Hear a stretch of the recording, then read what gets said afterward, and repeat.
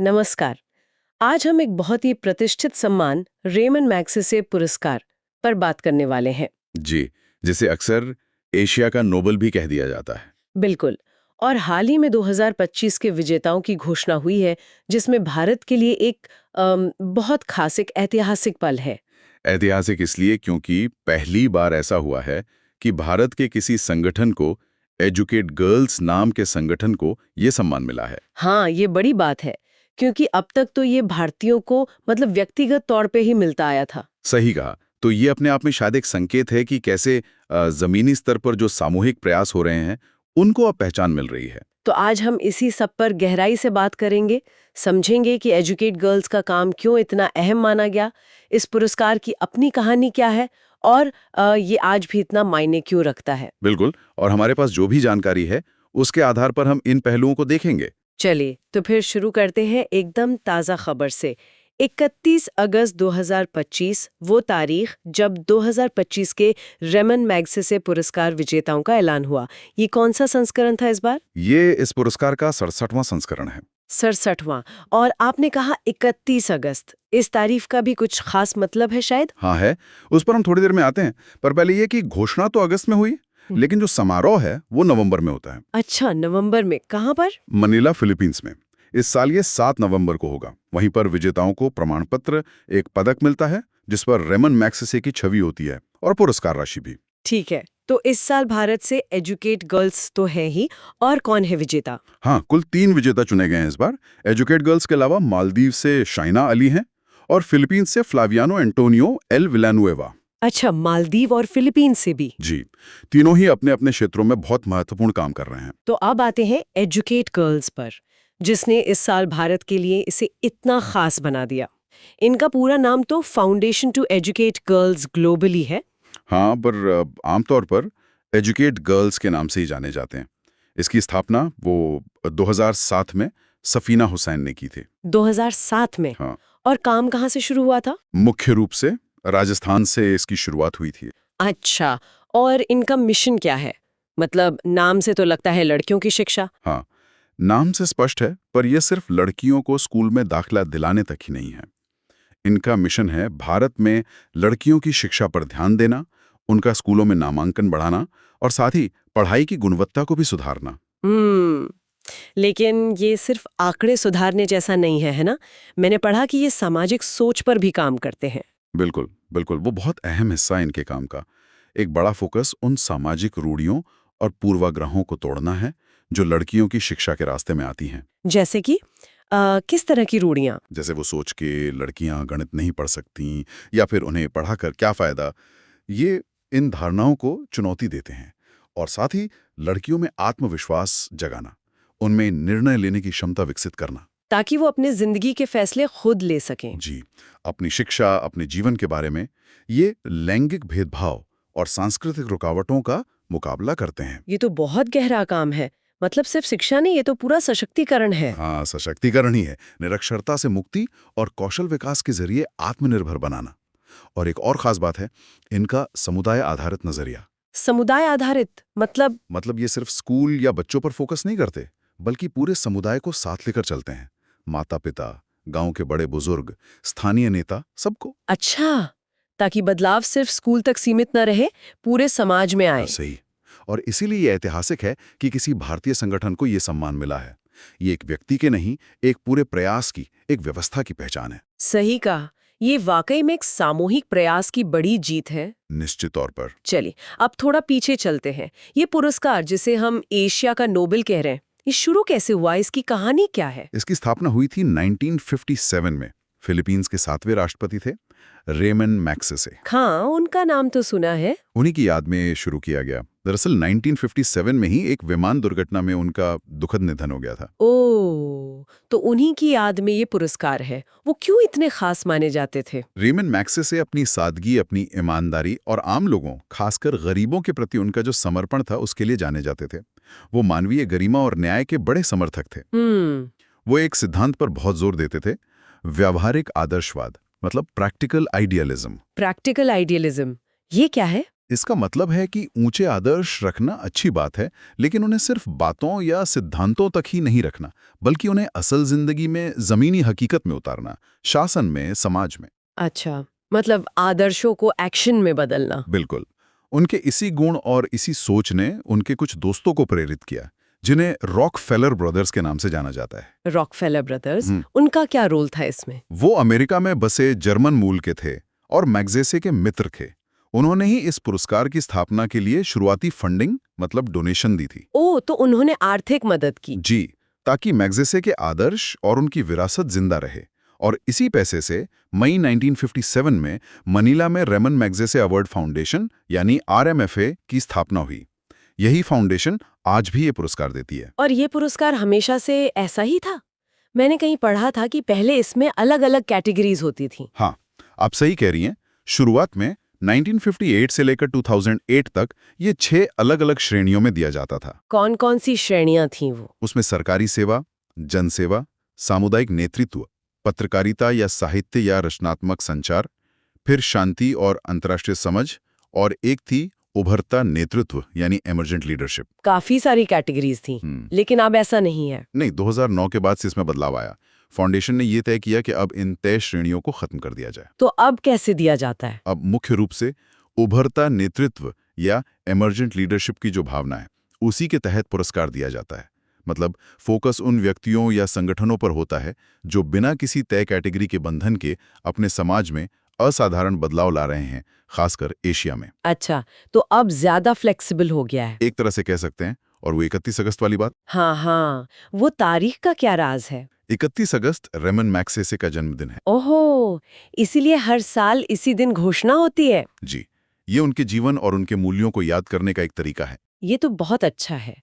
तो जिनके नाम पर इतना बड़ा पुरस्कार है, उन रेमन मैग्सेसे के बारे में थोड़ा और जानना चाहेंगे हम। फिलीपींस के 7वें राष्ट्रपति थे आपने बताया। उनका सफर कैसा रहा? उनका पूरा नाम था रेमन डेल फिएरो मैग्सेसे। जन्म 31 अगस्त 1907 को हुआ और उनकी पृष्ठभूमि बहुत ही साधारण थी। साधारण मतलब? उनके पिता लोहार थे और माँ एक स्कूल टीचर थी, और उन्होंने खुद अपना करियर एक ऑटोमोबाइल मैकेनिक के तौर पर शुरू किया था। क्या बात है, मैकेनिक से राष्ट्रपति तक, ये तो वाकई कमाल का सफर है। राजनीति में कैसे आए वो? उनकी जिंदगी में एक बड़ा मोड़ आया दूसरे विश्व युद्ध के समय। 1941 से 45 के बीच जब जापान ने फिलीपींस पर कब्जा किया हुआ था, तब मैग्सेसे ने जापानी सेना के खिलाफ एक गुरिल्ला नेता के रूप में बहुत अहम भूमिका निभाई। गुरिल्ला नेता? गुरिल्ला युद्ध मतलब वो छिपकर लड़ने वाली तकनीक? हाँ बिल्कुल।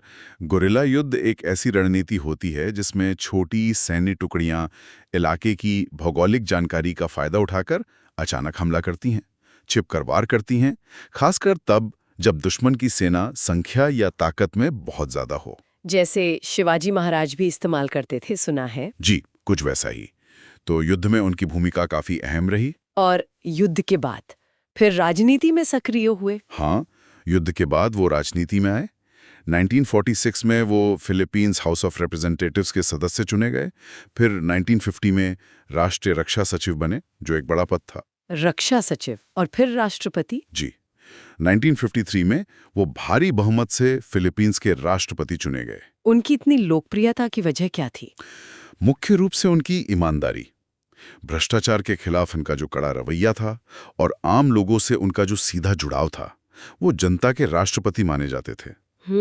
और वही उनका व्यवहारिक आदर्शवाद, मतलब ऊंचे नैतिक मूल्यों को शासन में उतारना, यही उनकी पहचान बन गया। और जैसा हमने पहले कहा, इसी से प्रेरित होकर उनके दोस्तों रॉकफेलर बंधुओं ने उनकी याद में ये पुरस्कार शुरू किया। समझ गई। तो ये तो हुई पुरस्कार की कहानी और उसके पीछे की प्रेरणा। लेकिन इतने बड़े सम्मान के लिए ये जो विजेता चुने जाते हैं, ये होता कैसे है? मतलब चुनने की प्रक्रिया क्या है? ये तो काफी गोपनीय होती होगी। हाँ, ये प्रक्रिया Ramon Magsaysay Award Foundation RMFA का जो न्यासी मंडल है, यानी बोर्ड ऑफ ट्रस्टीज, वो संचालित करता है। और ये पूरी तरह से एक स्वतंत्र निकाय है। गोपनीयता इसका बहुत अहम हिस्सा है। तो क्या कोई भी किसी का नाम भेज सकता है, जैसे नोबेल के लिए होता है? नहीं, ऐसा नहीं है। नामांकन प्रक्रिया गोपनीय होती है। फाउंडेशन के पास अपने विश्वसनीय स्रोतों का एक नेटवर्क होता है। कैसे स्रोत? जैसे कि पूर्व विजेता हो गए, अलग अलग क्षेत्रों के विशेषज्ञ, एशिया भर के संस्थानों के लोग, ये लोग गोपनीय तरीके से योग्य व्यक्तियों या संगठनों के नाम फाउंडेशन को सुझाते हैं। ये प्रक्रिया सार्वजनिक नहीं होती। अच्छा, तो जब नाम आ जाते हैं उसके बाद क्या होता है? उसके बाद शुरू होती है असली गहरी जांच पड़ताल। जो भी नाम आए हैं और उनके जो काम हैं, दावे हैं, उनकी जमीनी स्तर पर बहुत गहन जांच की जाती है। जमीनी स्तर पर मतलब फील्ड में जाके देखते हैं? जी हाँ, सिर्फ कागजों पर नहीं, बल्कि वास्तव में उनके काम का क्या असर हो रहा है, ये देखा जाता है। दावों का सत्यापन बहुत जरूरी है। और क्या देखा जाता है? ये मूल्यांकन किया जाता है कि नामांकित व्यक्ति या संगठन का काम कितना प्रभावी है, कितना महत्वपूर्ण है। क्या ये सच में एक असाधारण और अनुकरणीय, मतलब दूसरों के लिए मिसाल बनने लायक काम है? और सिर्फ काम ही नहीं, नामांकित व्यक्ति या संगठन की अपनी ईमानदारी, उनकी नैतिकता, उनके आचरण की भी जांच होती है। ओ, ये भी जरूरी है। हाँ। मतलब सिर्फ काम नहीं, चरित्र भी देखा जाता है। हाँ, बिल्कुल। तो इन सभी पहलुओं पर सबूत इकट्ठा किए जाते हैं, संदर्भ देखे जाते हैं और फिर न्यासी मंडल गहन विचार विमर्श के बाद अंतिम फैसला लेता है। और फिर 31 अगस्त को घोषणा। जी, और नवंबर में सम्मान समारोह। ये जानना भी दिलचस्प होगा कि सबसे पहला पुरस्कार कब दिया गया था? पहला पुरस्कार समारोह हुआ था 31 अगस्त 1958 को। अच्छा, 1958 में? हाँ, उसमें 5 व्यक्ति थे भारत से, इंडोनेशिया, फिलीपींस, ताइवान और श्रीलंका से। और फिलीपींस का ही एक संगठन भी शामिल था उस पहली लिस्ट में। भारत से भी थे पहले ही साल में? हाँ, जी। अब आते हैं उस सवाल पर जो शायद सबसे अहम है। हाँ।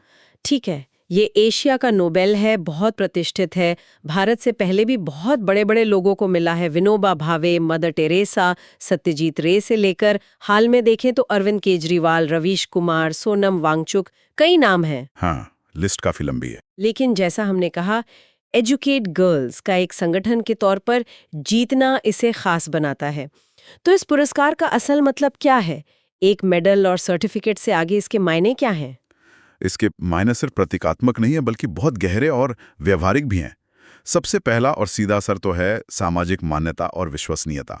हाँ, वो तो है। जब किसी को मैगसेसे से पुरस्कार मिलता है तो उनके काम को एक बहुत बड़ी पहचान मिलती है। लोग जानते हैं कि हाँ, ये काम महत्वपूर्ण है, प्रभावी है। इससे उनके काम की साख बढ़ती है। और इस पहचान से क्या होता है? यहीं से दूसरा पॉइंट जुड़ता, प्रेरणा। जो विजेता होते हैं वो दूसरों के लिए, खासकर उसी फील्ड में काम कर रहे और लोगों के लिए एक रोल मॉडल बन जाते हैं। अच्छा, जैसे दूसरों को भी हौसला मिलता है। बिल्कुल। उनकी कहानी, उनके काम करने का तरीका, उनकी सफलता, ये दूसरों को प्रेरित करती है कि हाँ, ऐसा बदलाव लाया जा सकता है। जैसे क्लास का कोई औसत छात्र अगर मेहनत करके फर्स्ट आ जाए तो बाकी छात्रों को भी लगता है कि हम भी कर सकते हैं। सही बात है, सफलता प्रेरणा देती है। लेकिन क्या इसका कोई ठोस मतलब प्रैक्टिकल फायदा भी होता है, खासकर संगठनों के लिए? हाँ, जरूर। तीसरा अहम बिंदु है फंडिंग के बेहतर अवसर। फंडिंग कैसे? देखिए, जब किसी संगठन को इतना बड़ा, इतना प्रतिष्ठित सम्मान मिलता है तो उनके लिए संसाधन जुटाना, फंड्स हासिल करना आसान हो जाता है। अच्छा। कॉर्पोरेट जगत से CSR फंड्स, यानी कॉर्पोरेट सोशल रिस्पॉन्सिबिलिटी के तहत मिलने वाला पैसा, उसकी संभावना बढ़ जाती है। इससे वो अपने काम का दायरा बढ़ा सकते हैं और ज्यादा लोगों तक पहुंच सकते हैं। ये तो बहुत जरूरी है, खासकर एजुकेट गर्ल्स जैसे गैर लाभकारी संगठनों के लिए। बिल्कुल। और चौथा बिंदु है नीति निर्माण पर प्रभाव। सरकार की नीतियों पर? वो कैसे? जब कोई मॉडल, जैसे मान लीजिए एजुकेट गर्ल्स का लड़कियों को पढ़ाने का तरीका, सफल साबित होता है और उसे अंतर्राष्ट्रीय स्तर पर मान्यता मिलती है, तो सरकारें भी उस पर ध्यान देती है। ये बहुत संभव है कि सरकार उस सफल मॉडल के कुछ हिस्सों को या उसकी सीख को अपनी नीतियों या सरकारी कार्यक्रमों में शामिल करने पर विचार करें। तो एक तरह से जमीनी स्तर का एक सफल प्रयोग राष्ट्रीय नीति का हिस्सा बन सकता है। ये तो बहुत बड़ा असर हुआ। जी। और पांचवा और आखिरी पर बहुत महत्वपूर्ण है वैश्विक संदेश। वैश्विक संदेश। हाँ, ये पुरस्कार ये दिखाता है कि कैसे स्थानीय स्तर पर किए गए समाधान, किसी एक गांव या शहर या देश में शुरू किए गए प्रयास पूरी दुनिया के लिए प्रेरणा बन सकते हैं। अच्छा, मतलब लोकल सॉल्यूशन, ग्लोबल इंस्पिरेशन। बिल्कुल। ये थिंक ग्लोबल एक्ट लोकल वाली बात का सटीक उदाहरण है।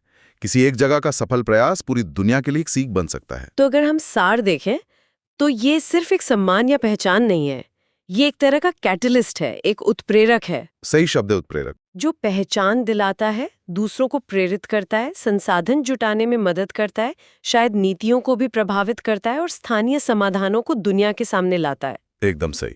और एजुकेट गर्ल्स की ये जीत इसी पूरी प्रक्रिया का इन सारे मायनों का एक जीता जागता उदाहरण है। ये उन अनगिनत लोगों और संगठनों के काम का सम्मान है जो शायद सुर्खियों में नहीं रहते, पर चुपचाप समाज में बहुत सकारात्मक बदलाव ला रहे हैं। बिल्कुल, ये उस व्यावहारिक आदर्शवाद को सलाम है जिसकी बात रेमन मैगसेसे करते थे, आदर्शों को जमीन पर उतारना। तो आज हमने रेमन मैगसेसे पुरस्कार 2025 और खास तौर पे एजुकेट गर्ल्स के इस ऐतिहासिक जीत के बहाने इस प्रतिष्ठित सम्मान की पूरी कहानी, इसके पीछे के आदर्श, चुनने की प्रक्रिया और इसके गहरे मतलब को समझने की कोशिश की। हाँ, और ये बातचीत हमें कहीं ना कहीं याद दिलाती है कि बदलाव मुमकिन है, खासकर जब समर्पित लोग एक नेक इरादे के साथ मिलकर काम करते हैं।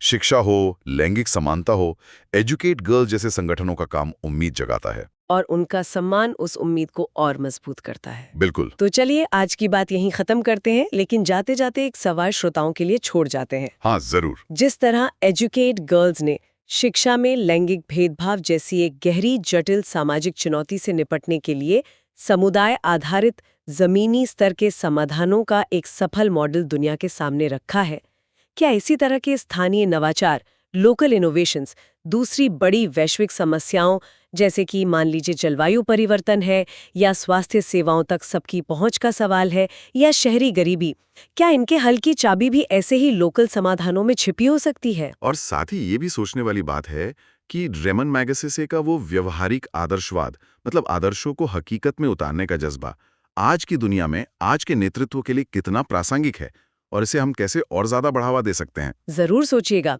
अगली बार फिर मिलेंगे एक नए विषय के साथ। नमस्कार। नमस्कार।